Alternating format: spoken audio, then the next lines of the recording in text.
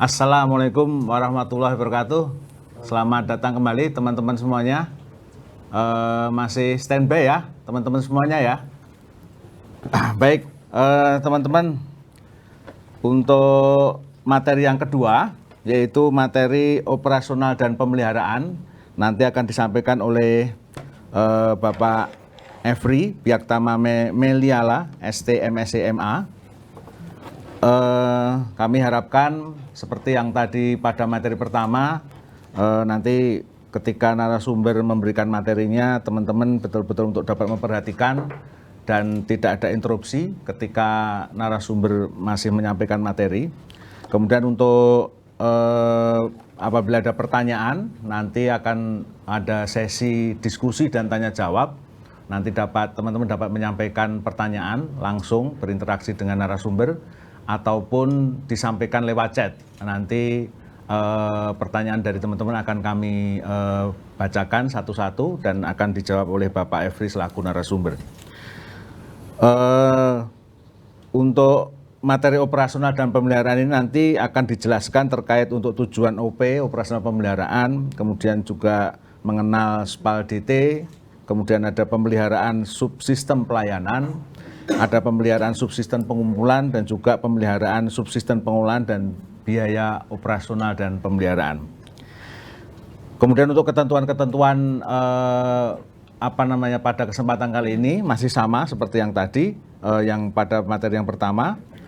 Teman-teman kami harap untuk dapat mengisi absensi di awal kegiatan, kemudian nanti di akhir kegiatan teman-teman kami harap untuk dapat mengisi lembar evaluasi yang akan kami gunakan sebagai absensi kedua teman-teman dalam mengikuti materi yang kedua ini. Baik, untuk menyingkat waktu, kami persilahkan narasumber Bapak Efri untuk dapat menyampaikan materi operasional dan pemeliharaan. Untuk waktu dan tempat kami persilahkan. Ya, selamat pagi. Assalamualaikum warahmatullahi wabarakatuh. Waalaikumsalam warahmatullahi wabarakatuh. Terima kasih Bapak Moderator. Jadi sesuai tadi yang disampaikan oleh Moderator bahwa saya diminta untuk menyampaikan terkait dengan materi terkait dengan operasional dan pemeliharaan. Tadi udah ikut manajemen dan keuangan ya sebelumnya ya, dan ini berarti habis istirahat harusnya udah semangat lagi gitu ya. Mungkin tayangannya udah di ini ya. Oke. Jadi terkait dengan operasional dan pemeliharaan, ini merupakan sesuatu hal yang sangat penting karena ini terkait dengan keberlanjutan infrastruktur yang akan kita bangun nantinya. Next. Oh, di sini ada ya? Ini. Oke, sorry.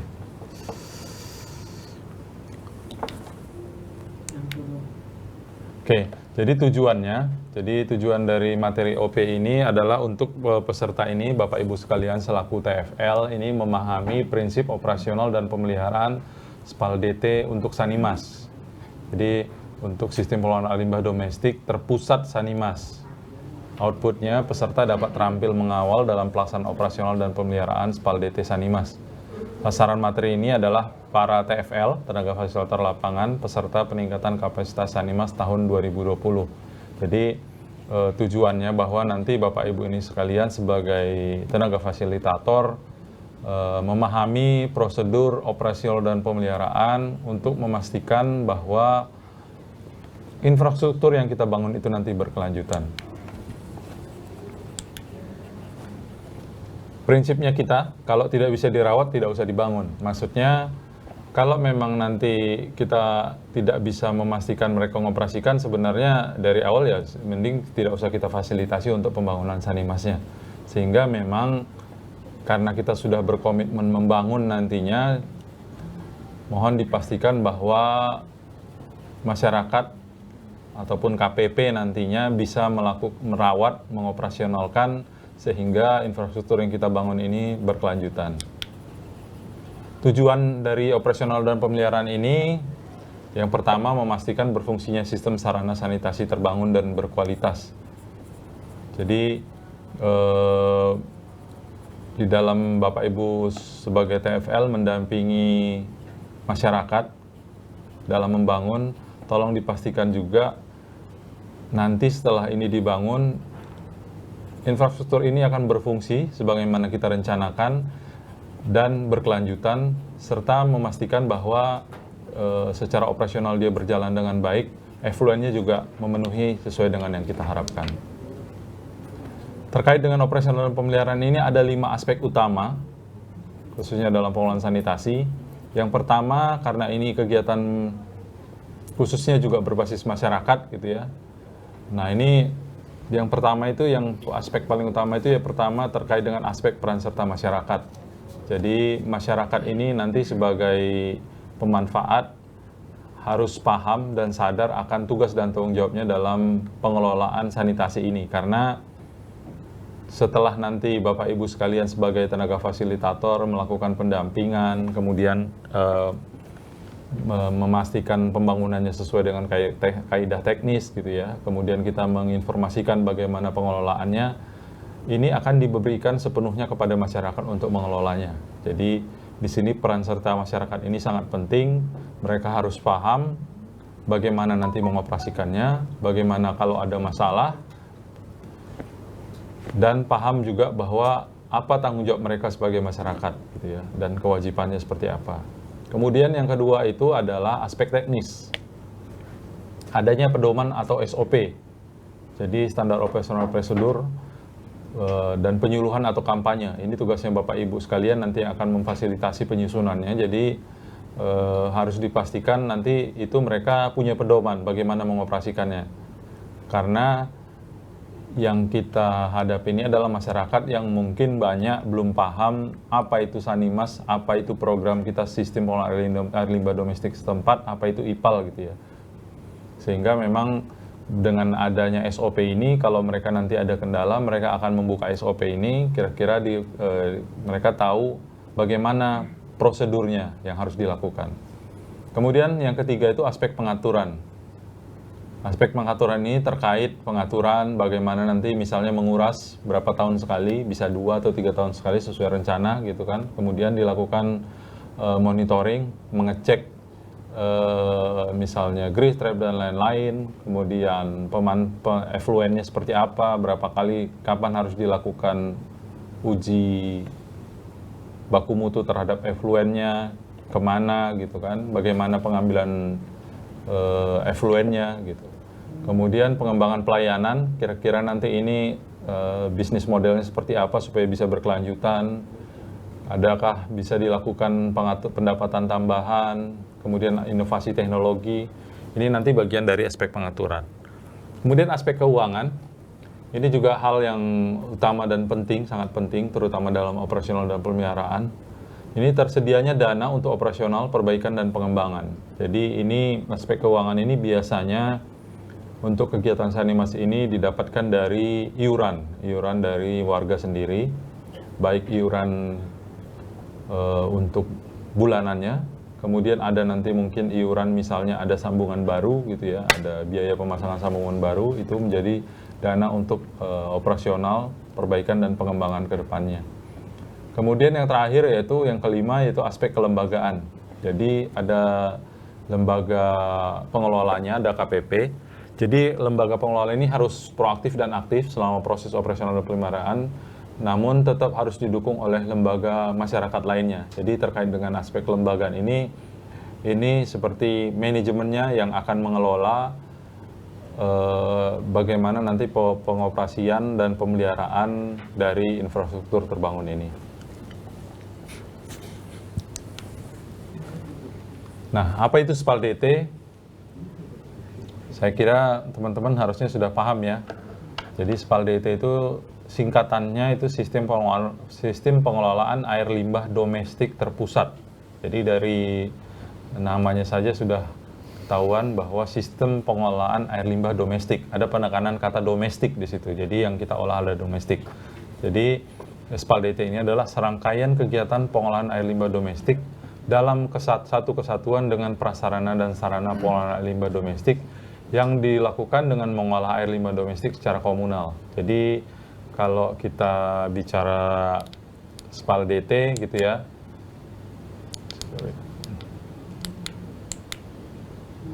Nah, kalau kita bicara SPAL DT, dia diolah dalam satu kesatuan secara komunal. Jadi tidak hanya digunakan oleh satu saja, tapi digunakan oleh, kalau untuk kasus Sanimas 50 sampai 100 kakak gitu ya. Kalau skala perkotaan itu bisa sampai 1.000, 10.000 gitu ya. Jadi itu lebih besar lagi. Ini pengolahannya dilakukan di dalam satu sistem, sehingga memang dinamakan, kalau SPAL DT tadi, T-nya itu terpusat. Jadi dilakukan di dalam satu sistem, dialirkan dari rumah-rumah masing-masing, kemudian masuk ke IPAL-nya sendiri melalui jaringan perpipaan.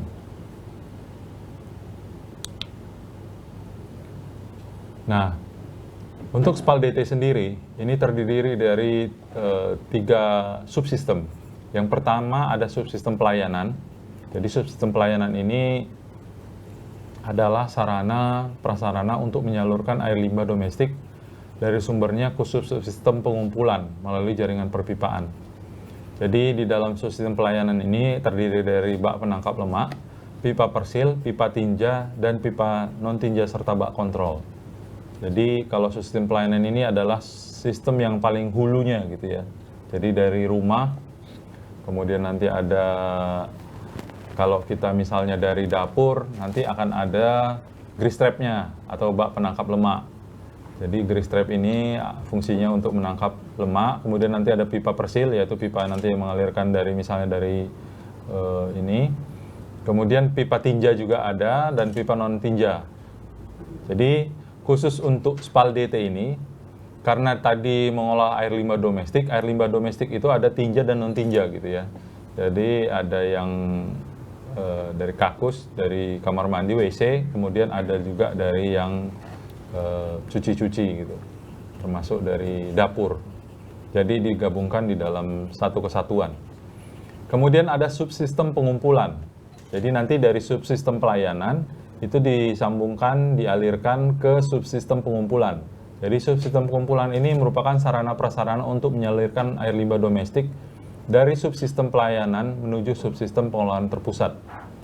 Jadi dari rumah, kemudian subsistem pelayanan, kemudian nanti dikumpulkan, dialirkan melalui subsistem pengumpulan. Nah, subsistem pengumpulan ini adalah yang menyalurkan dari subsistem pelayanan menuju subsistem pengolahan terpusat. Nah, kemudian kita masuk sistem pengolahan terpusat. Jadi tadi dari pelayanan masuk ke sistem pengumpulan, kemudian dialirkan sistem pengolahan. Nah, sistem pengolahannya sendiri ini merupakan bangunan atau instalasi untuk pengolahan air limbah domestik yang dialirkan dari rumah-rumah melalui sistem pelayanan, subsistem pengumpulan untuk diolah agar menghasilkan air hasil olahan atau efluen yang aman bagi lingkungan. Jadi di subsistem pengolahan ini adalah tempat, istilahnya kalau kita bicara itu IPAL-nya gitu ya. Jadi kalau SPAL DT itu adalah sistemnya, kalau subsistem pengolahan ini adalah IPAL-nya sendiri. Jadi di sini dilakukan proses pengumpulan dari tadi sumber-sumber subsistem pelayanan pengumpulan tadi dari air limbah domestik, dia kumpul di sini, diolah, kemudian melalui proses baik itu biologis, mekanis, kimia kadang-kadang gitu ya, itu juga untuk menghasilkan efluen yang memenuhi baku mutu.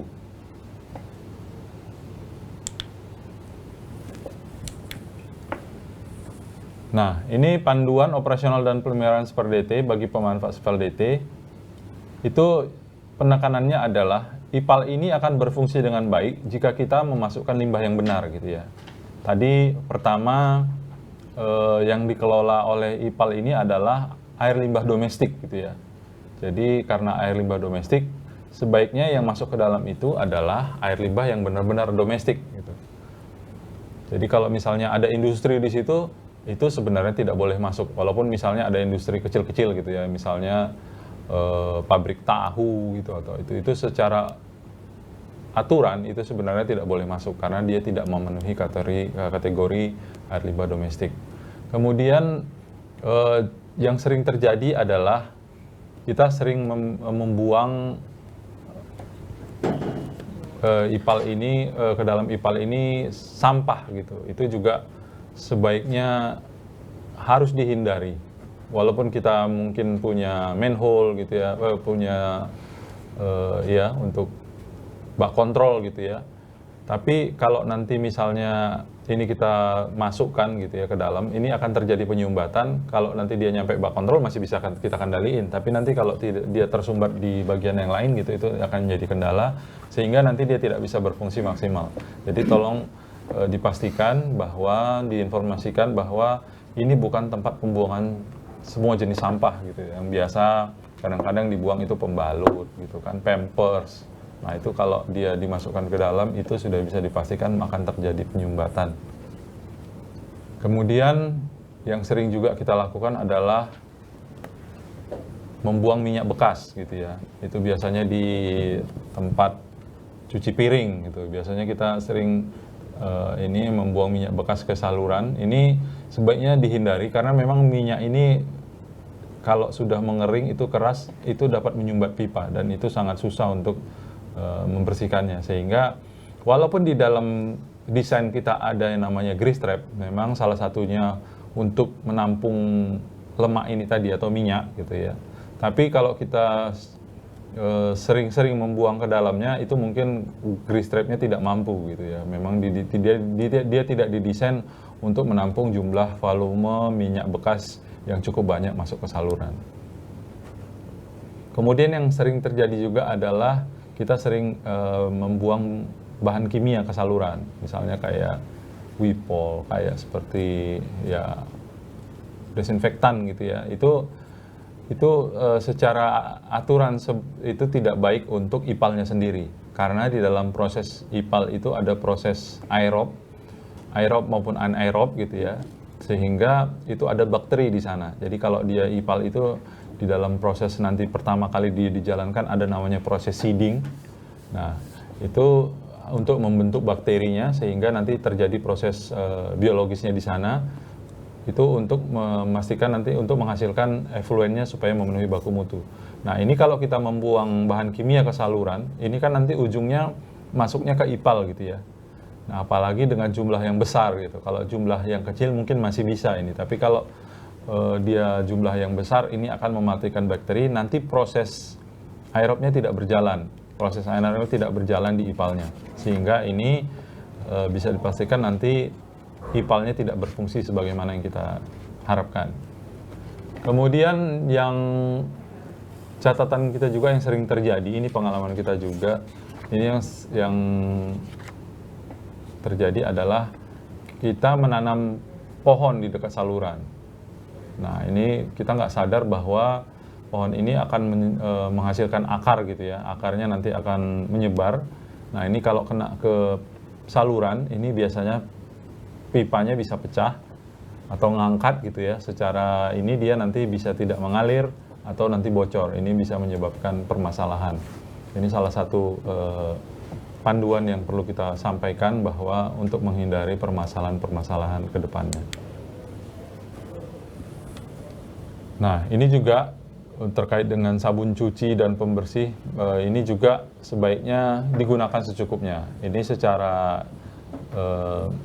desain IPAL ini sebenarnya bisa menampung juga, tapi dengan kapasitas atau dengan konsentrasi yang tidak begitu besar. Jadi sebaiknya digunakan secukupnya. Kemudian buanglah hanya limbah cair dari kamar mandi dan dapur dan beri saringan untuk memisahkan limbah padat. Nah, ini supaya saringan ini nanti supaya limbah padatnya tidak masuk ke saluran sehingga tidak menyumbat saluran. Jadi memang yang jadi masalah utama di pengolahan air limbah ini adalah sering terjadinya sumbatan gitu ya. Sehingga memang harus dirawat, dicek dan diantisipasi supaya tidak terjadi sumbatan tersebut. Nah, kemudian nanti kalau misalnya ada kotoran atau hasil dari bak penangkap lemak ini sebaiknya dilakukan pembersihan atau diambil kotorannya minimal biasanya itu 3 hari sekali. Ya, kalau lebih banyak lebih bagus gitu ya. Tapi paling enggak 3 hari sekali dicek apakah ada lemaknya atau seperti apa. Kalau ada dibersihkan gitu ya. Kemudian bak kontrol juga itu diharapkan dilakukan di pemeriksaan minimal 3 hari sekali gitu ya. Jadi dicek apakah ada kotoran yang menyumbat, karena kita tidak mau nanti kalau sudah tersumbat, sudah banyak yang menyumbat, itu akan lebih susah untuk membersihkannya gitu. Kemudian nanti dicek juga kalau di bak kontrol biasanya itu ada limbah padatannya atau pasir atau lumpur biasanya, kemudian diambil, dibuang, kemudian masukkan ke dalam kantong plastik gitu ya, kemudian dibawa ke tempat pembuangan sampah atau TPS. Jadi itu yang harus kita sampaikan juga, bagaimana nanti Bapak Ibu sekalian sebagai TL menyampaikan ke masyarakat bagaimana nanti di dalam pengoperasian SPAL DT atau sistem pengolahan limbah domestik melalui program Pansimas yang akan dibangun. Nah, ini yang harus dimiliki dan diketahui oleh tenaga teknis KPP. Jadi karena tadi sistem pengolahan domestik ini dilakukan secara terpusat gitu ya, berarti dia ada dari hulu tadi sistem pengumpulan dimasukkan ke sistem pengolahannya gitu ya, itu pasti ada peta jaringannya. Jadi nanti dari rumah yang mana gitu kan, kemudian nanti dialirkan lewat pipa mana, pipanya lewat jalur yang mana, kemudian dialirkan ke IPAL. Itu harus ada peta jaringannya. Apa fungsi peta jaringan ini? Untuk mengetahui jalur-jalur pipa, misalnya nanti ada orang mau mengerjakan atau membangun sesuatu gitu ya, sehingga pada saat kita sudah antisipasi, oh di sini ada jalur pipa, sehingga memang harus diantisipasi atau lebih berhati-hati supaya tidak mengenai jalur pipa atau tidak dilakukan di lokasi jalur pipa yang itu. Kemudian juga untuk mengecek kebocoran juga, misalnya nanti oh ada ini kayaknya ada kebocoran di sini. Nah, kebocoran di sini nanti kita tahu, oh ini memang ada jalur pipanya di sini. Jadi lebih mempermudahkan kita untuk melakukan pengecekan. Kemudian juga KPP itu tenaga teknisnya harus mengetahui detail bangunannya sendiri, MCK atau SPAL DT, bak kontrol, grease trap, dan perpipaan. Jadi di dalam peta jaringan itu juga sebenarnya nanti ada detail yang di mana bak kontrolnya ada berapa, kemudian grease trapnya di mana, perpipaannya seperti apa gitu ya. Jadi dia harus mengetahui detail bangunannya seperti apa. Itu juga nanti untuk memudahkan apabila terjadi permasalahan. Kemudian laporan pelaksanaan kegiatan. Ini RKM dan as-built drawing. Jadi as-built drawing adalah kondisi yang terbangun gitu ya. Jadi nanti harus ada gambar yang terbangunnya seperti apa, sehingga memang kalau memang mau dilakukan pemeliharaan atau operasional dan pemeliharaan itu lebih gampang. Kemudian termasuk data penerima manfaat. Misalnya rumah mana gitu ya, kemudian ada berapa kakaknya, kemudian yang mana lagi. Jadi kita tahu sebenarnya penerima manfaatnya ada berapa kakak, kemudian jumlah orangnya ada berapa, sehingga bisa kita tahu secara pemanfaatan. Misalnya ini direncanakan misalnya 100 SR, sudah tersambung 70 SR gitu ya, sehingga kita nanti punya gambaran, oh ini berarti sekarang seperti ini, kemudian ada potensi penambahan 30% lagi gitu. Kemudian untuk mengetahui juga nanti pada saat proses iuran kan, kita harus tahu siapa penerima manfaatnya. Kemudian harus mengetahui juga SOP-nya, standar operasional dan pemeliharaan. Jadi SOP ini istilahnya kayak buku pintar gitu, buku yang menjadi pegangan oleh tenaga teknis KPP ini apabila nanti ada permasalahan. Jadi dia tinggal buka buku pintar, misalnya dia mau ngecek cara membersihkan bak kontrol, mengecek bak kontrol, nah, nanti dia lihat di situ. Nanti di situ harus ada prosedurnya, sehingga memang nanti pada saat Bapak Ibu sekalian mendampingi ini juga harus difasilitasi untuk disusun. Nah, ini adalah skema SPAL DT gitu ya. Jadi kalau kita lihat ini dari rumah sendiri, ada yang dari kamar mandi, kemudian ada dari dapur, kemudian ada dari WC gitu kan. Nah, kalau yang untuk nanti dari kamar mandi dan dari dapur itu kita alirkan ke grease trap, karena memang potensi grease trap itu ada di situ. Jadi misalnya dari dapur habis makan, apalagi misalnya makan padang gitu kan, nah itu banyak minyaknya. Jadi itu nanti dicuci, pasti dialirkan ke grease trap untuk menampung lemaknya tadi. Termasuk juga dari kamar mandi. Nah, khusus untuk yang dari WC itu langsung dialirkan menuju bak kontrol. Jadi nanti untuk yang dari dapur, kamar mandi masuk ke grease trap, baru nanti dialirkan ke bak kontrol. Nah, ke bak kontrol ini nanti dialirkan lagi ke manhole. Jadi manhole ini adalah gabungan dari beberapa pipa pengumpul gitu ya. Nah, ada juga nanti manhole penggelontor. Jadi manhole penggelontor ini tahu kan kira-kira manhole penggelontor ini adalah untuk memastikan tidak adanya penyumbatan. Jadi misalnya gini, kecepatan aliran air limbah ini kan sudah ditentukan dengan kemiringan sekian persen gitu ya. Nah, apabila itu tidak terpenuhi, dengan jumlah limbahnya tidak terpenuhi gitu ya, itu perlu digelontor. Karena dia kurang asupan cairannya gitu ya, untuk mendorong gitu. Sehingga manhole penggelontor ini nanti fungsinya adalah untuk mendorong padatan yang ada di ini sehingga bisa mengalir masuk ke dalam ipalnya sendiri. Kemudian nanti dari ipal, efluennya ini dibuang ke saluran atau sungai yang mengalir gitu ya. Ini dalam arti harus sudah melalui proses di dalam ipal sehingga nanti dibuang ke sungai itu sudah memenuhi baku mutu lingkungan.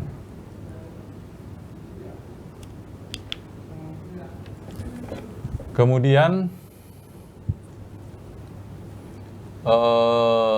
ini adalah diagram instalasi sistem operasi IPAL-D. Jadi sistem perpipaan dari rumah tangga pemanfaat ke subsistem pengolahan IPAL atau IPAL komunal. Jadi ada subunit pengelayanan, ada rumah tangganya, kemudian dialirkan ke IPAL komunalnya.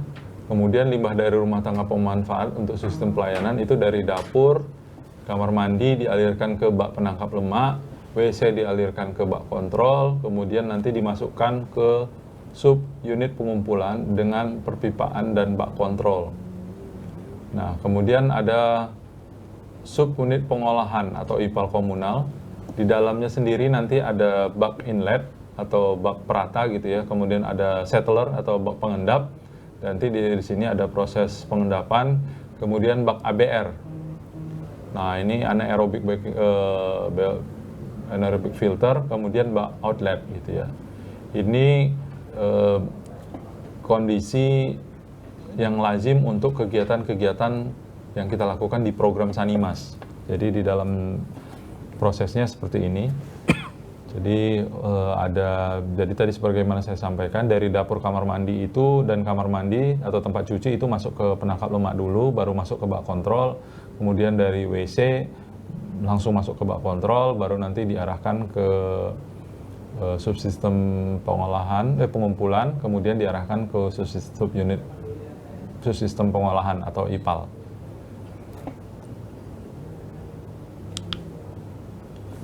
Nah, ini pemeliharaan untuk subsistem pelayanannya. Jadi subsistem pelayanan ini kan tadi sebagaimana sampaikan ini di paling hulu ya, ada di rumah masing-masing gitu ya. Jadi ini adalah tanggung jawab dari yang punya rumah masing-masing. Jadi pertama di sini misalnya mengecek misalnya di saringannya adalah apakah ada sumbatan-sumbatan. Nah, itu diambil, kemudian dimasukkan ke wadah, kemudian dibuang ke tempat pengolahan sampah gitu ya. Nah, ini termasuk yang dari saringan, baik dari kamar mandi, kemudian dari dapur, kemudian ada juga yang di grease trap. Di grease trap tadi fungsinya kan untuk menjebak lemak. Ini tadi sebagaimana kami sampaikan, itu dilakukan pengurasan atau pengecekan minimal 3 hari sekali. Jadi kalau ada lemak-lemaknya diambil, dibuang, kemudian dibersihkan juga.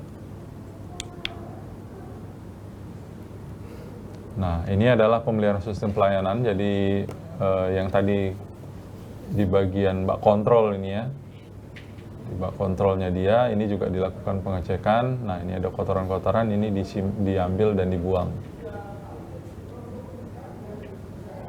Jadi ini adalah tanggung jawab dari penerima manfaat karena ini masih fungsinya masih ada di subsistem pelayanan atau di rumah masing-masing gitu ya.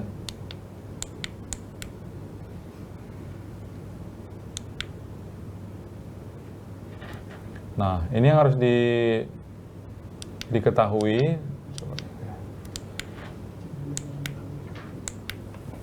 yang harus dimiliki dan diketahui oleh tenaga teknis KPP. Yang pertama itu biasanya kalau di dalam ini biasanya banyak serangga gitu ya, terutama kecoa gitu, karena ini tempat yang paling ideal mungkin tempat buat ngumpulnya kecoa gitu. Jadi nanti pasti ada banyak serangga, kemudian banyak endapan. Ini lantai bak tidak rata dan tidak licin. Biasanya juga akan banyak air hujan masuk. Nah, ini jarang dilakukan pengelontoran.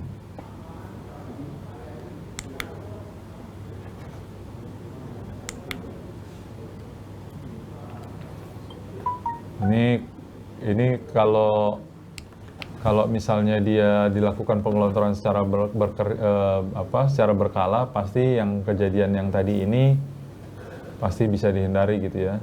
Jadi kalau pengelontoran harus dilakukan pengelontoran berkala, kemudian kita harus menghaluskan lantai kerjanya gitu ya.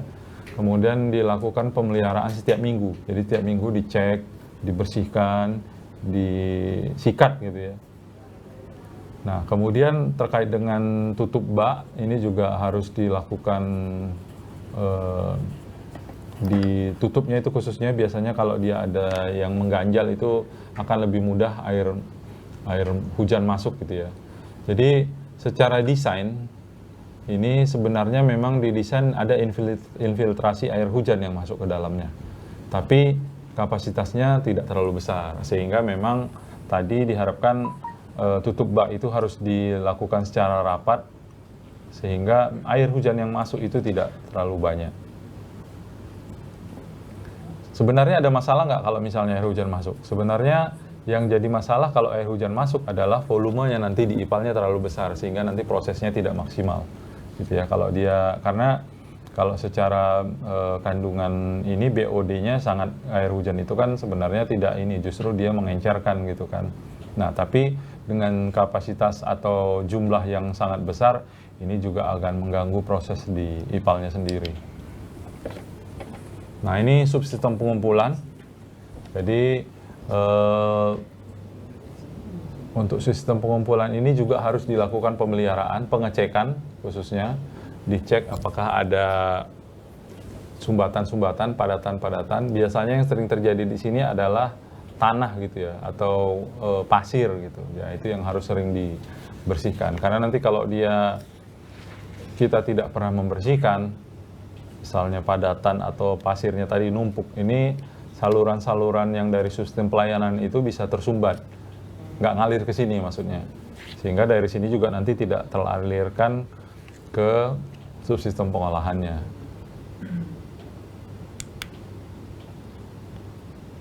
Nah, ini adalah pemeliharaan untuk sistem pengolahannya. Jadi tadi sebagaimana saya sampaikan, di dalam ipalnya sendiri, sistem di dalam pengolahan setempatnya sendiri, pengolahan lumpur tinjanya, SPAL DT-nya, ini ada 3 proses ya kan. Ada proses pengendapan, inlet, kemudian proses pengendapan, kemudian proses anaerobik. Jadi ini proses di pengendapannya. Jadi bak pengendap ini adalah ruang tempat terjadinya proses sedimentasi atau pengendapan dan dilanjutkan dengan stabilisasi dari bahan yang diendapkan tersebut melalui proses anaerobik. Nah, tujuannya untuk menstabilkan lumpur aktifnya sebelum masuk ke pengolahan selanjutnya. Jadi memang di dalam sini ada proses sedimentasi atau pengendapan. Jadi terus ada proses stabilisasi gitu ya. Sehingga nanti di sini akan ada proses aerobik. Nah, setelah nanti ada proses ini, lumpur aktifnya akan stabil, baru dia masuk ke pengolahan lanjutannya. Nah, yang sering terjadi di sini adalah penumpukan sampah. Ya, kalau yang terjadi biasanya ini di pelayanannya kita tidak bersihkan rutin, dia nanti akan masuk ke pengumpulan, baru nanti dia masuk ke pengolahannya. Nah, inilah yang terjadi karena juga jarang dibersihkan di sistem pelayanannya, pengumpulannya, ini sampah yang tadi ada itu masuk ke sini.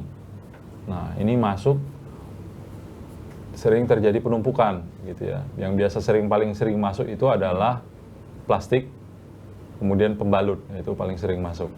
Kalau tisu juga sering sebenarnya masuk, tapi begitu nyampe sini udah, karena dia sangat ini, dia hilang gitu ya. Kalau dia plastik kan dia tidak hancur oleh airnya gitu. Tapi kalau tisu itu juga sering sebenarnya, tapi begitu masuk ke sini dia hilang.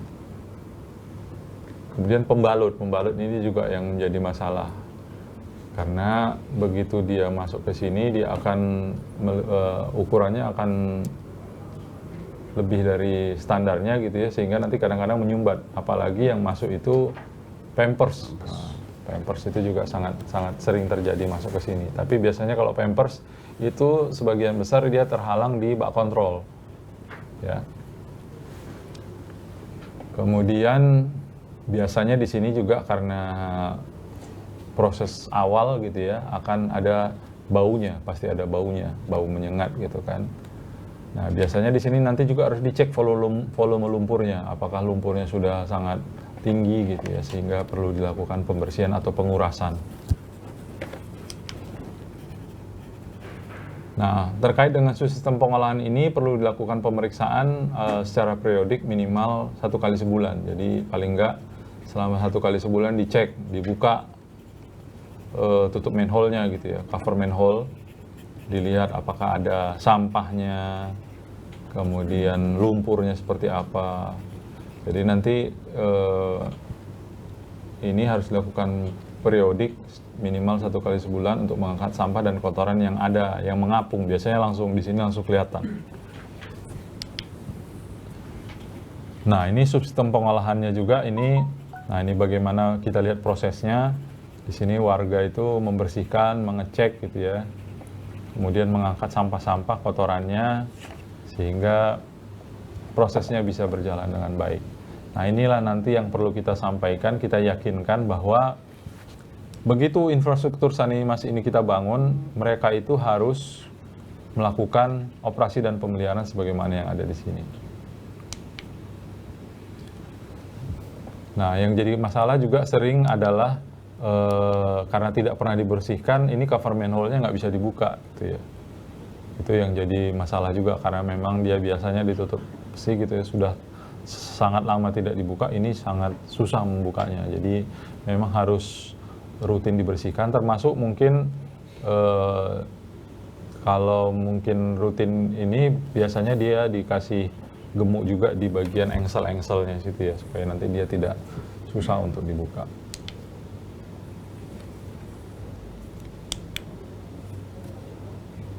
Nah, ini adalah proses selanjutnya setelah tadi settling tank atau pengendap gitu ya, ada proses anaerob filter atau ABR biasanya.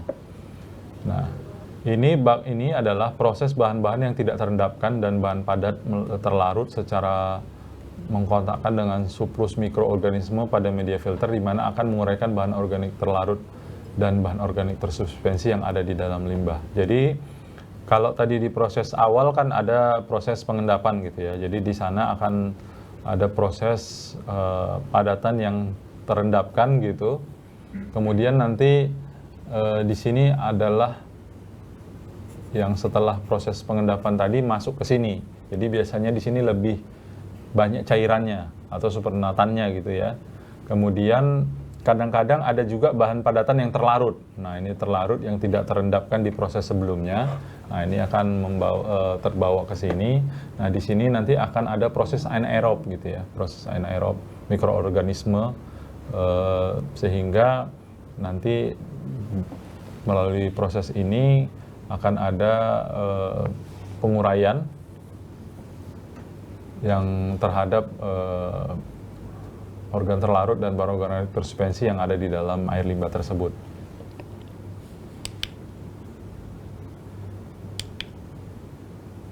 Nah, kalau ini biasanya kadang-kadang ada juga yang bau. Kalau biasanya proses seedingnya atau mikroorganismenya sudah berjalan dengan baik, ini biasanya tidak terlalu bau. Tetap bau, namanya limbah gitu ya, tetap bau. Tapi biasanya dia tidak terlalu bau kalau prosesnya sudah berjalan dengan baik. Nah, biasanya kalau bau ini perlu dicek influen yang masuk itu apa. Kalau lemaknya terlalu tinggi dan masuk ke sini, ini pasti akan bau gitu ya. Kemudian cek media filter, karena di dalam ini ada media filter di ABR ini ya. Jadi ada media filternya, cek besaran media filternya, apakah media filternya cukup atau terlalu sedikit. Nah, sehingga tidak terjadi proses anaerobic filter tadi. Nah, untuk pemeliharaan anaerobic filter ini dilakukan biasanya minimal 3 tahun sekali gitu ya. Nanti dicek, kemudian nanti di sini akan ada lumpurnya juga. Nah, biasanya akan dilakukan penyedotan misalnya 3 tahun sekali. Nah, terkait dengan ini juga terkait dengan biaya operasional, ini juga hal yang sangat penting bahwa kita harus menyampaikan juga bagaimana nanti masyarakat itu khususnya KPP menyusun di dalam kebutuhan untuk biaya operasional dan pemeliharaan ini tadi dan perawatan. Ini kasusnya untuk yang 50 KK gitu ya. Jadi nanti ada biaya operasional dan pemeliharaan jamban, kemudian SR-nya sendiri, ini yang ada di unit pelayanan. Ini adalah tanggung jawab setiap penerima manfaat, ya kan. Ini nggak mungkin dibebankan kepada pengelola KPP-nya, karena yang di bagian sistem pelayanan ini adalah punyanya masyarakat sendiri gitu. Misalnya kamar mandi kita gitu kan, kemudian di saringan yang ada di kamar mandi dan WC-nya kita itu menjadi tanggung jawabnya kita sendiri. Kemudian terkait jaringan pipa utama dan spal DT, nah di sini nanti biasanya akan ada operator. Operator ini biasanya akan melakukan inspeksi, biasanya minimal 4 bulan sekali gitu ya. 4 kali per bulan, 4 kali dalam 1 bulan. Nah, ini dia melakukan pengecekan di spal DT, pipa utama, pipa sekunder. Nah, biasanya kalau lazimnya kita kasih biaya untuk operasional ini, untuk pengecekan ini 50 per inspeksi. Jadi kalau 50 per inspeksi 4 kali 1 bulan, berarti 1 bulan dia 200.000 kali 2 orang, butuhnya 400.000. Itu kira-kira biayanya. Nanti itu disesuaikan dengan masing-masing gitu ya. Kemudian setiap 1 tahun dijadwalkan pengurasan. Nah, ini nanti tergantung dengan desainnya Bapak Ibu sekalian ya. Ada mungkin nanti yang ini misal dia 2 tahun sekali atau 3 tahun sekali gitu ya. Nah, ini disesuaikan misalnya pengujian setiap tahun, berarti 1 tahun butuhnya 500.000 sekali penyedotan misalnya. Nah, berarti kan dibagi per bulan, ini jatuhnya 47.000, ya kan, dibagi 12. Nah, kemudian juga dia melakukan pengujian effluen, gitu kan, pengujian effluen. Jadi sesuai dengan pedoman, ini pengujian effluen ini perlu dilakukan setiap 6 bulan gitu ya. Nah, ini biaya effluen ini biasanya hanya untuk BOD COD ini ya 240.000 gitu kan. Nah, ini kadang-kadang lebih tinggi, jadi nanti tolong disesuaikan dengan yang ada di tempat Bapak Ibu sekalian, kebutuhannya seperti apa. Ini hanya gambaran. Jadi 240.000 dibagi 6 karena per bulannya, berarti dia minimal per bulan harus mengumpulkan 40.000. Kemudian asumsinya ada perbaikan terhadap pipa-pipa gitu ya, perbaikan bak pipa, bak kontrol, pengecekan dan lain-lain, misalnya ada kerusakan atau yang bocor seperti apa, itu diasumsikan kebutuhannya 45.000 per bulan. Sehingga dari kebutuhan tadi kita lihat ada total kebutuhan biaya sebanyak 532.000 selama sebulan. Nah, karena ini sudah disambung untuk 50 KK, nah asumsinya biaya ininya berarti 532 ini dibagi dengan 50 tadi gitu ya. Jadi sehingga kebutuhannya per KK itu adalah sekitar 10.700. Jadi sebenarnya kalau makin banyak SR-nya, kebutuhan biaya operasionalnya dan pemeliharaannya tidak terlalu besar. Nah, ini adalah gambaran contoh biaya pengoperasian dan perawatan sistem NCK untuk 250 jiwa. Jadi biaya pengoperasian dan pemeliharaan. Jadi operator dan penjaga ini kesepakatan dengan KSM biasanya atau menggunakan UMR dari kota. Asumsikan 420.000 untuk operatornya. Ini yang khusus MCK gitu ya kan. Kemudian ada listrik. Untuk biaya operasional listrik, pompa air dan lampu ini ya sekitar 180.000 per bulan karena memang kebutuhan air ini hanya untuk kebutuhan tidak kebutuhan rutin gitu ya, dalam arti tidak sangat besar pemakaiannya. Lampu juga mungkin jumlahnya tidak terlalu besar. Kemudian pengurasan IPAL ini 500.000. Jadi kalau kita lihat di sini dia diasumsikan dia pengurasannya 2 tahun sekali gitu ya. Nah, dia 50.000 2 tahun, jadi per bulannya jatuhnya 21.000. Kemudian juga ada kebutuhan untuk peralatan pembersih, sabun, pembersih lantai, dan lain-lain, ini 60.000 per bulan. Kemudian asumsinya ada perbaikan atau perawatan pompa, ini 100.000 per tahun. Kemudian ada lain-lain untuk serok, lampu, keran, IPAL, cat dinding, dan lain-lain, ini 75.000. Jadi untuk khusus MCK ini dari totalnya kalau kita lihat tadi adalah 765.000. Nah, biaya pemakaian ini untuk kamar mandi sekitar 150 sampai 500 sekali pakai, WC jamban ini 150-500, dan mencuci ambil air ini sekitar 150-500. Dan nanti biaya untuk ini akan digunakan untuk pengoperasian tadi. Harapannya adalah terkumpul sebesar ini untuk kebutuhan operasional dan pemeliharaannya. Saya kira itu ya Bapak Ibu sekalian, mudah-mudahan punya gambaran. Jadi penekanan kami yang pertama, yang utama dari terkait dengan operasional dan pemeliharaan ini adalah itu tadi, aspek yang tadi ya, aspek masyarakatnya sendiri, aspek teknisnya, kemudian kelembagaannya, jadi KPP-nya sendiri, kemudian pendanaan, iuran. Jadi itu yang aspek paling utama. Jadi pertama dari segi iuran, yang sering menjadi masalah di dalam Sanimas ini biasanya adalah KPP-nya tidak aktif, iurannya tidak ada, kemudian tidak dilakukan pengecekan dan perawatan gitu ya. Akhirnya yang kita bangun tadi mungkin tidak berfungsi dengan lama sehingga terjadi penyumbatan, terjadi masalah, mereka motong pipanya tidak disambungkan gitu ya, sehingga akhirnya infrastrukturnya jadi tidak berfungsi lagi gitu. Itu jadi istilahnya MCK, Monumen Cipta Karya gitu. Jadi yang menjadi monumen. Jadi itu Bapak Ibu sekalian, yang perlu kami tekankan juga bahwa pengoperasian dan pemeliharaan ini sangat diharapkan dukungan dari Bapak Ibu sekalian sebagai TFL. Karena TFL ini yang akan mengedukasi masyarakat, menyampaikan ke masyarakat bagaimana prosesnya. Sehingga dengan proses yang benar, harapan kami yang kita bangun ini akan bermanfaat dan berkelanjutan. Saya kira demikian Bapak Ibu sekalian, teman-teman sekalian. Kalau ada yang mau ditanyakan kami persilahkan, selanjutnya kami kembalikan kepada moderator. Baik, terima kasih Pak Efri yang sudah menyampaikan materi operasional dan pemeliharaan. Kita beri aplaus dulu kepada Bapak Efri yang sudah menyampaikan materi. Baik teman-teman, tadi sudah banyak disampaikan, intinya bahwa untuk materi operasional dan pemeliharaan ini diharapkan nanti teman-teman TFL akan terampil mengawal dalam pelaksanaan operasional dan pemeliharaan daripada Spalditi itu.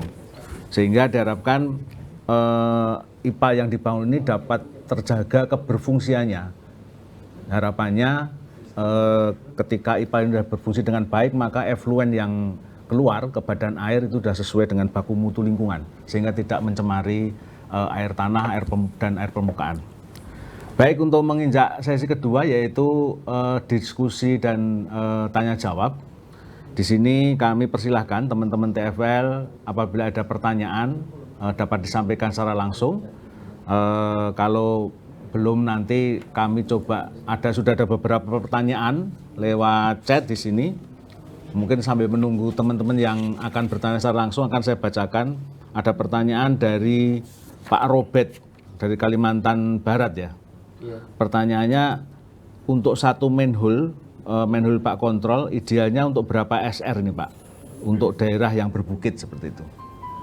Ini pertanyaan dari Pak Robert.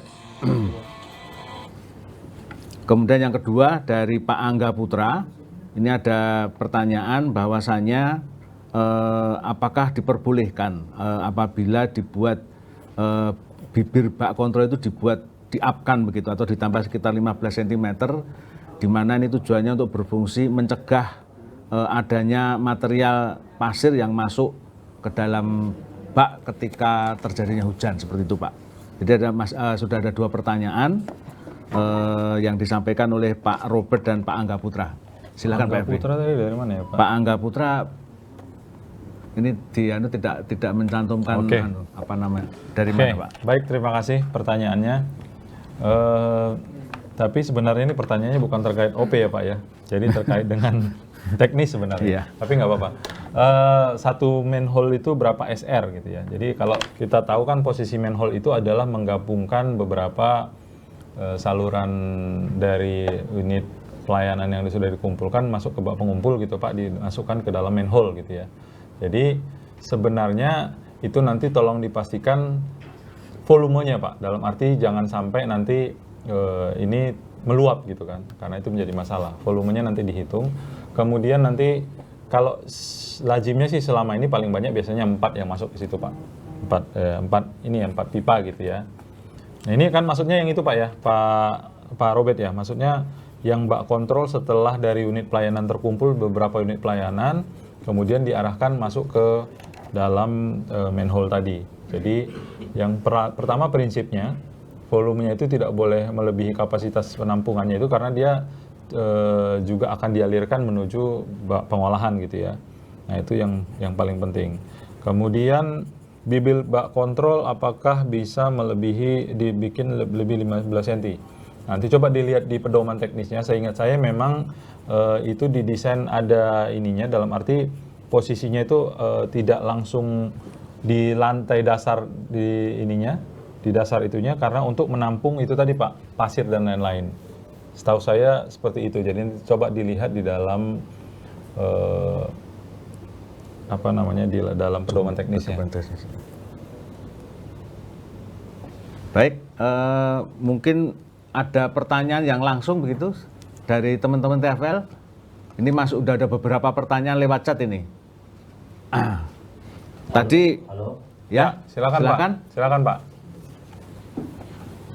Baik. Kedengaran Pak ya? Dari mana Pak? Kedengaran. Dari mana? Oh baik. Dengan siapa? Dari mana? Saya Farhan dari Kalimantan Barat, Kabupaten Ketapang.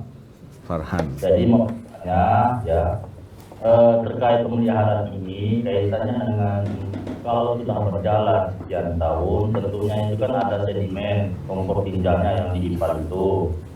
Nah, kebetulan di Kabupaten Ketapang ini dengan tahun anggaran 2020 sudah ada 25 IPAL. Jadi tahun-tahun yang lama pun kebanyakan warga atau lokasi itu istilahnya itu dia was-was terhadap sedimen yang mungkin lumpur tinjanya makin lama makin tebal.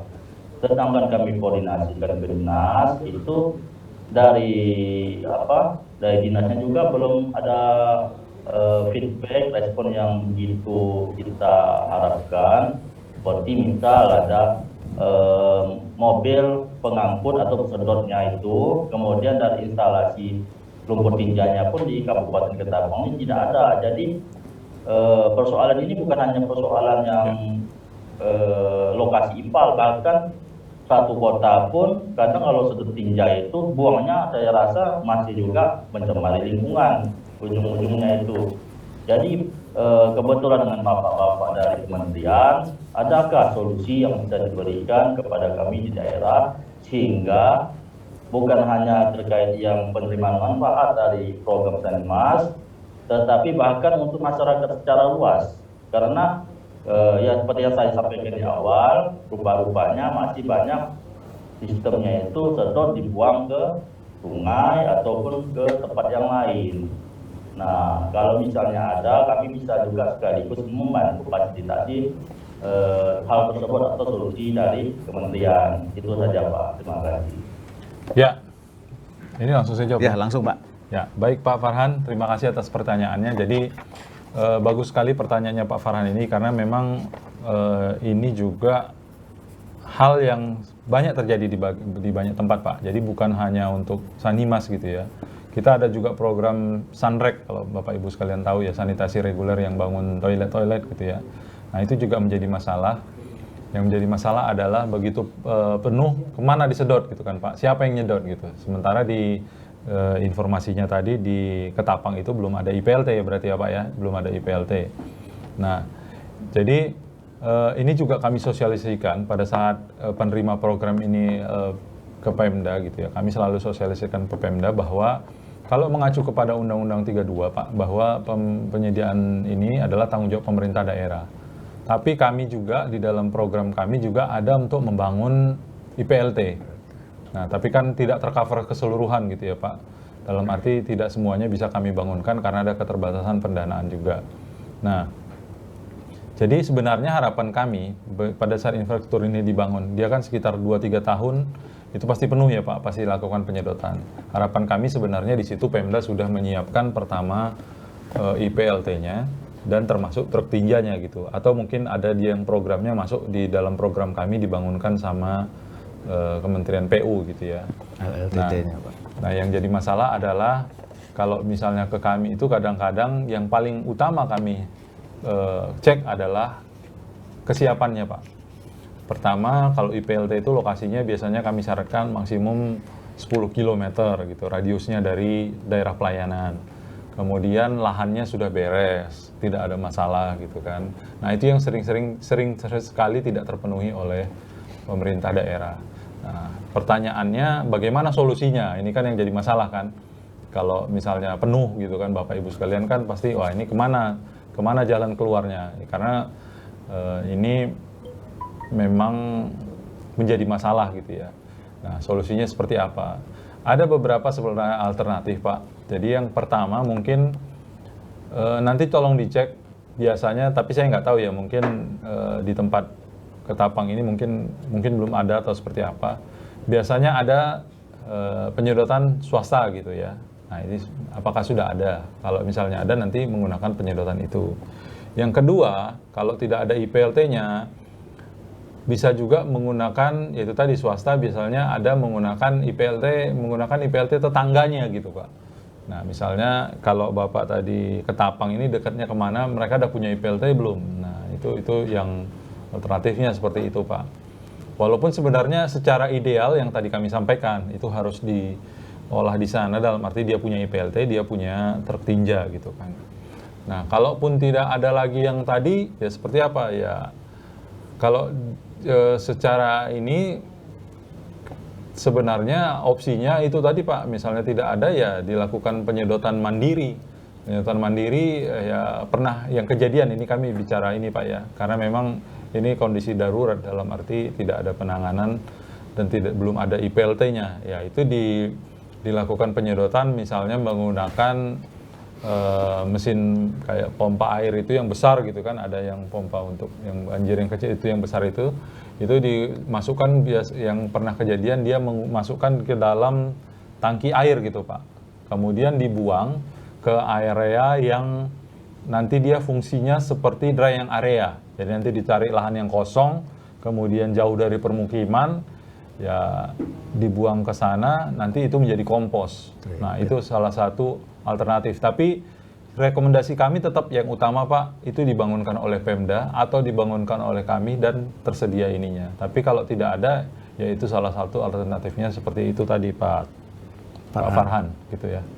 Jadi gitu Pak Farhan ya, punya gambarannya. Jadi memang ini menjadi masalah buat semua Pak, dalam arti bukan hanya Sanimas ini karena memang sebelumnya kan juga sudah banyak terbangun gitu ya. Mungkin bukan hanya ini Sanimas yang terbangun, mungkin sudah ada juga di samping itu juga mungkin ada ipal-ipal segala kawasan yang sudah terbangun di situ. Itu kemana lumpurnya? Karena memang kalau dia udah penuh kan itu menjadi masalah juga. Ya itu tadi alternatifnya gitu Pak.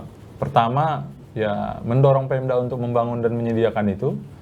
Kemudian yang kedua kalau tidak ada ya melihat di tetangganya punya nggak gitu, atau memanfaatkan swasta yang ada gitu.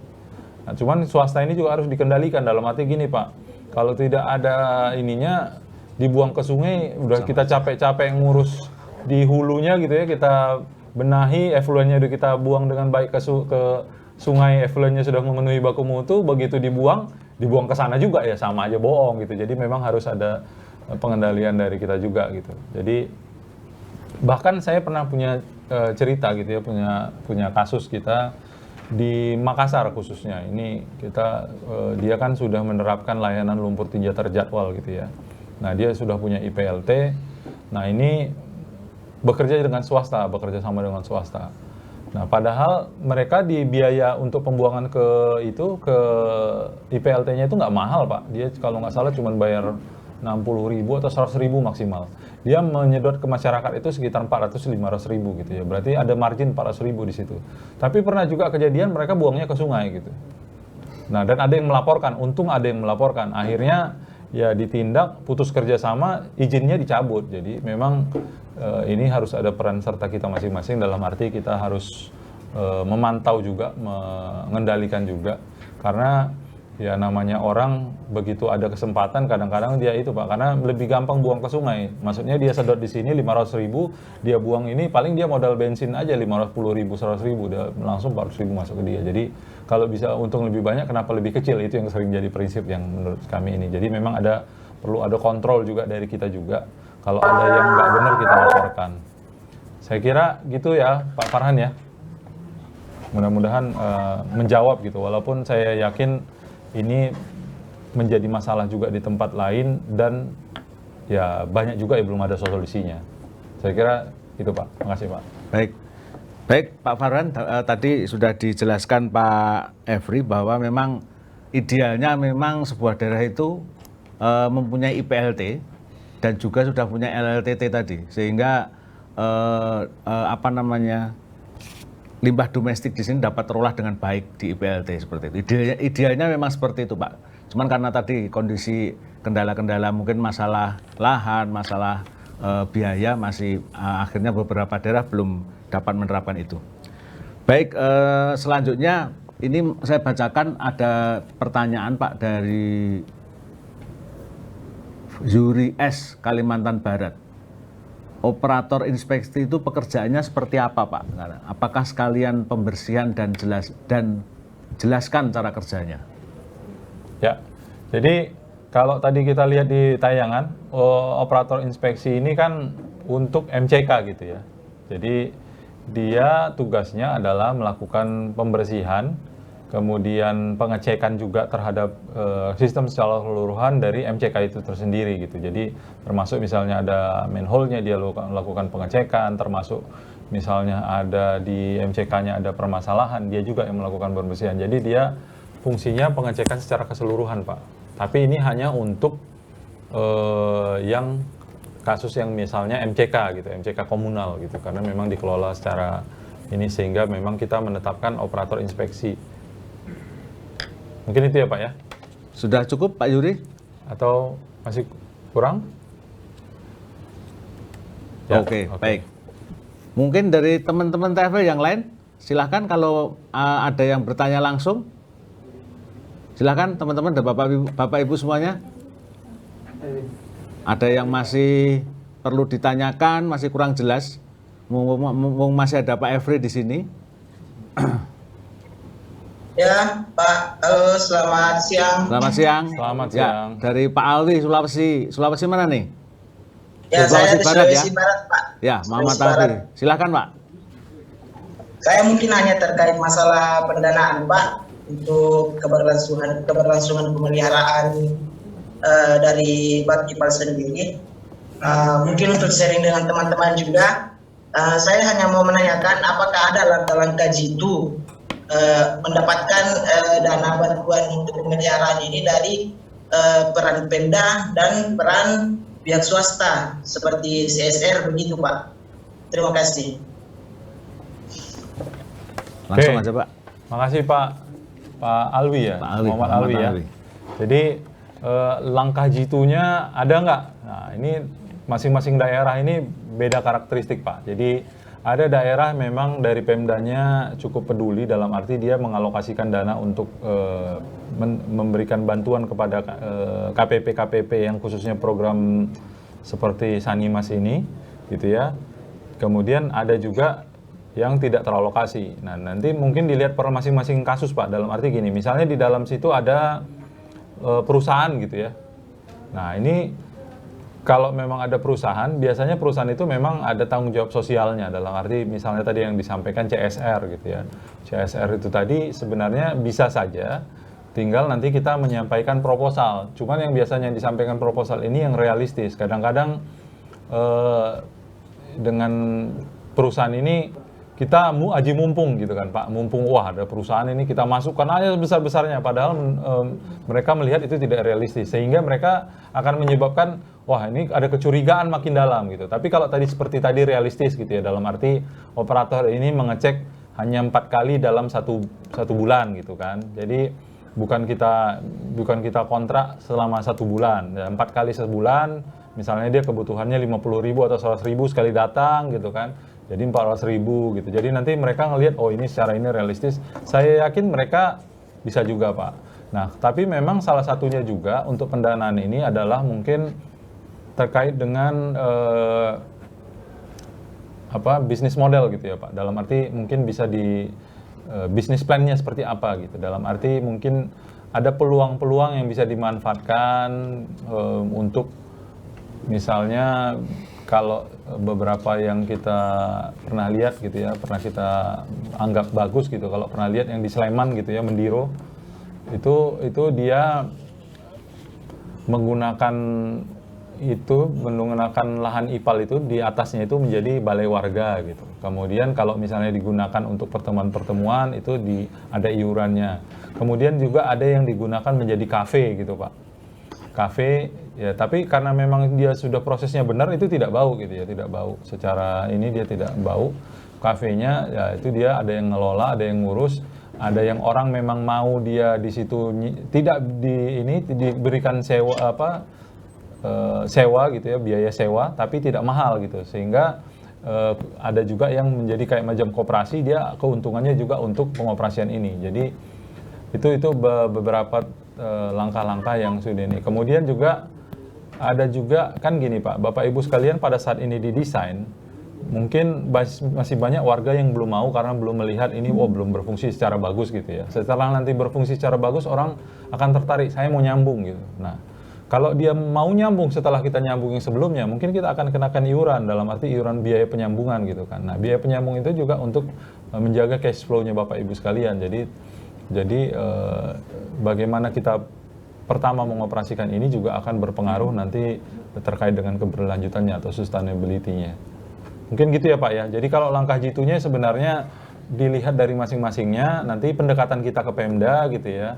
Kita harus menunjukkan juga bahwa ini loh Pak bermanfaat yang punya kami ini, tapi kami ada kendala di sini gitu. Sehingga nanti Pemda itu akan lebih ini kalau kita menunjukkan dulu kinerja kita, baru kita minta reward gitu Pak. Jangan kita minta di biaya dulu, setelah itu nanti setelah dilihat Pemda, nggak berfungsi dengan bagus gitu. Kita tunjukkan dulu kinerja kita, baru nanti kita minta bantuan dari Pemda ataupun masyarakat atau swastanya juga. Saya kira demikian Pak. Bagaimana Pak Farhan? Pak Alwi, maaf. Cukup Pak Alwi? Cukup? Ya cukup, siap-siap. Ya. Selanjutnya mungkin masih ada yang lain dari teman-teman Bapak Ibu semua yang perlu ditanyakan.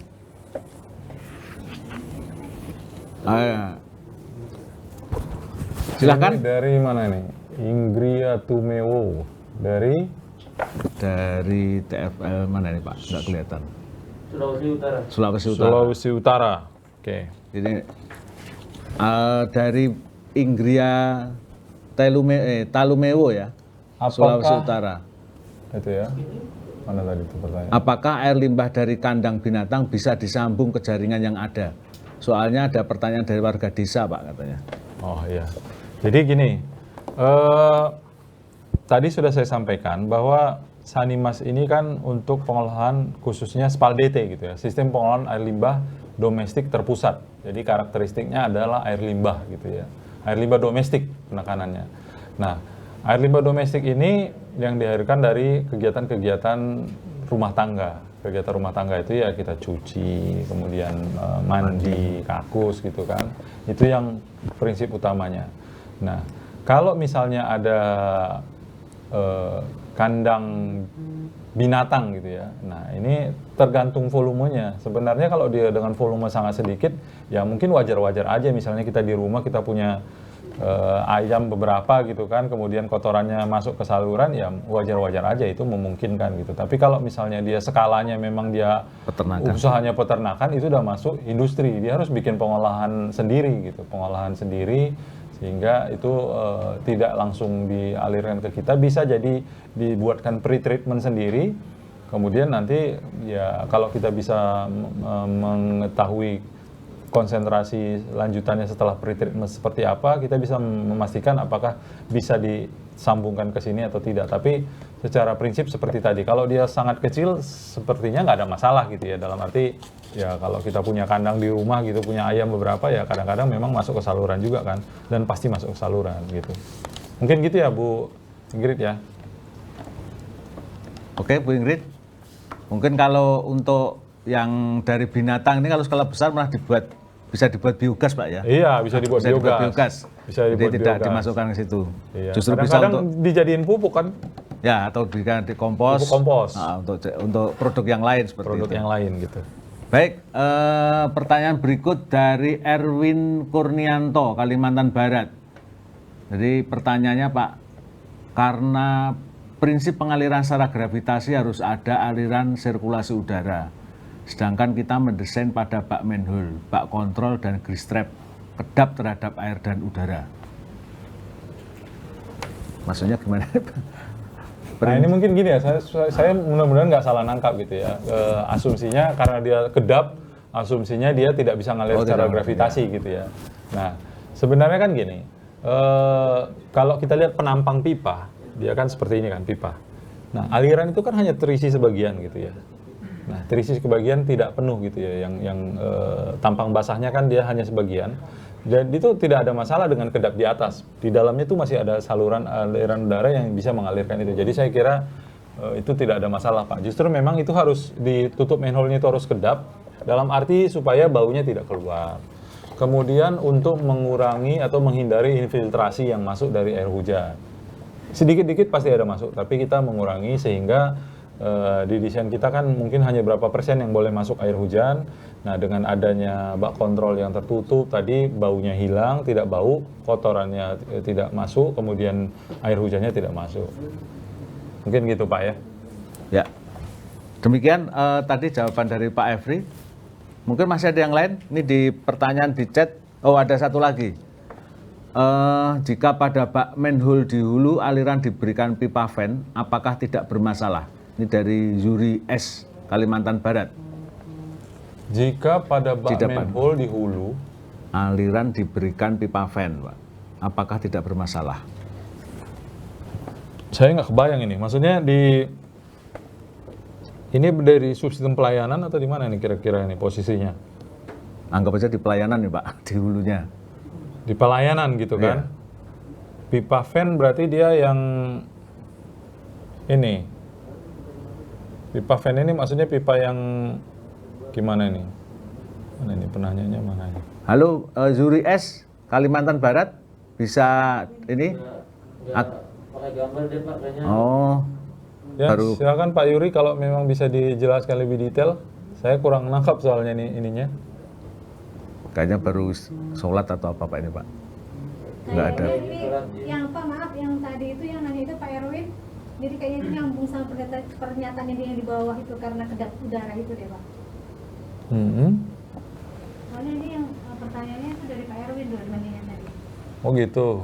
Kalau yang kedap udara kan tadi saya sudah sampaikan. Penampang pipa kan segini ya. Kita tampang basahnya yang kena itu kan cuma segini nih. Jadi sebenarnya nggak ada masalah itu. Nggak akan mengurangi fungsi gravitasinya, tetap berjalan, nggak ada kendala gitu. Saya kira gitu Pak. Ya, baik. Saya beri satu kali pertanyaan lagi kalau masih ada, karena waktu kita sudah hampir habis. Silakan Bapak Ibu, Kalau masih ada satu pertanyaan lagi.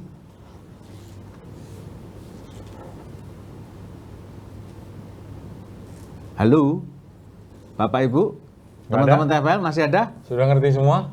Atau memang sudah paham? Sudah atau malah bingung? Semoga enggak ya. Baik, karena dari teman-teman kayaknya sudah tidak ada pertanyaan lagi. Sekali lagi kita beri aplaus untuk kita semua.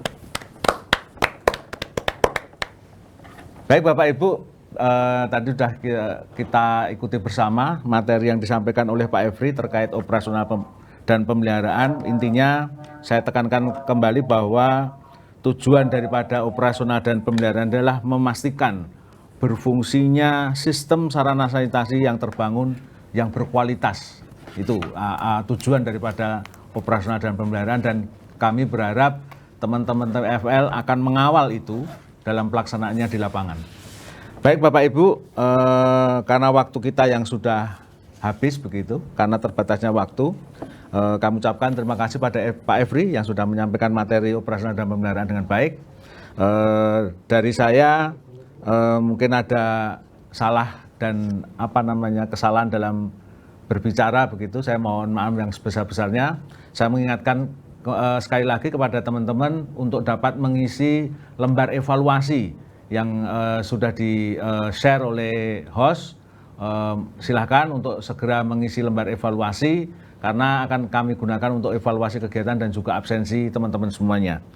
Baik, demikian nanti teman-teman kami harap untuk stay kembali pada jam 13 waktu Indonesia Barat. Nanti akan ada materi yang ketiga, yaitu rencana pengembangan kelembagaan KPP. Nah, nanti setelah materi ketiga langsung akan ada post test buat teman-teman semuanya. Demikian, terima kasih. Wassalamualaikum warahmatullahi wabarakatuh. Waalaikumsalam warahmatullahi wabarakatuh.